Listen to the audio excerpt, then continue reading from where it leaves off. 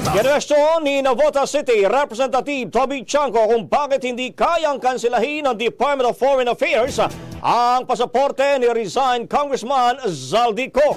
Ayon kay Congressman Chanco, ang sentimento ng taong bayan ay malinaw. Hindi nila matatanggap kung hindi mapapauwi si Ko.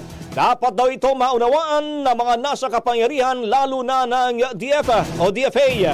Babala ni Chanco, kung dumating sa punto na kailangan pauwiin si Ko at hindi ito mapabalik, magagalit ang taong bayan at magdududa sa sensibilidad ng investigasyon sa maanumalyang flood control project.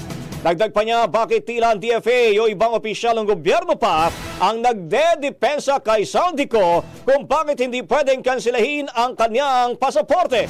Giit ni Chanco, dapat nang kansilahin ng DFA ang pasaporte ng dating kongresista at hayaan na lamang ang kanyang abogado na questionin ito sa korte.